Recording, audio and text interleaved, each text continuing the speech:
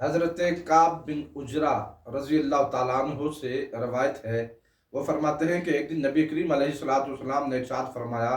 کہ ممبر کے قریب آ جاؤ، اور ہم ممبر کے قریب ہوئے تو نبی کریم علیہ السلام ممبر پر جلوہ گر ہونے کے لیے آپ نے پہلی سیڑھی کے اوپر قدم رکھا تو آپ نے فرمایا آمین، دوسری سیڑھی پر قدم رکھا تو آپ نے فرمایا آمین، تیسری سیڑھی پر قدم رکھا تو پھر آپ نے ارشاد فرمایا آمین۔ آپ نے خطبہ ارشاد فرمایا، اور خطبہ سے فارغ ہونے کے بعد حضور نبی کریم علیہ السلام ممبر سے نیچے جلوہ گر ہوئے تو ہم نے عرض کی یا رسول اللہ صلی اللہ علیہ وسلم،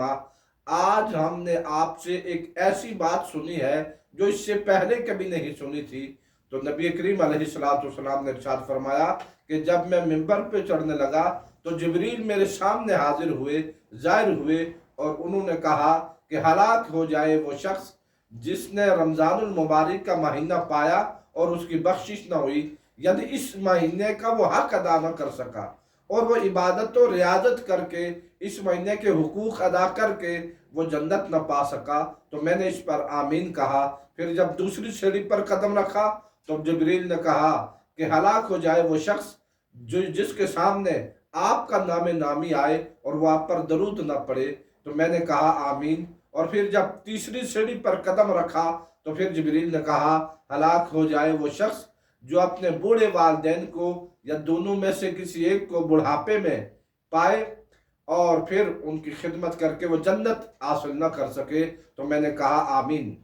حاضرین و ناظرین، دیکھیے کہ نبی کریم علیہ السلام نے تین ایسے کلمات تھے جو جبریل نے کہے تو اس پر آپ نے آمین ارشاد فرمایا۔ اسے دعائے ضرر کہہ سکتے ہیں کہ وہ شخص جو رمضان المبارک کو پائے اور اپنی بخشش نہ کروا سکے، یا جس کے سامنے حضور کا نام آئے اور وہ آپ پر درود نہ پڑے، اور یا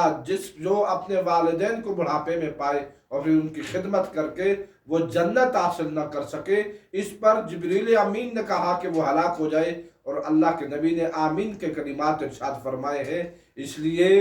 اگر ہمیں یہ مواقع میسر آ جائیں، اگر ہمیں رمضان کا مہینہ مل جائے جو ابھی چند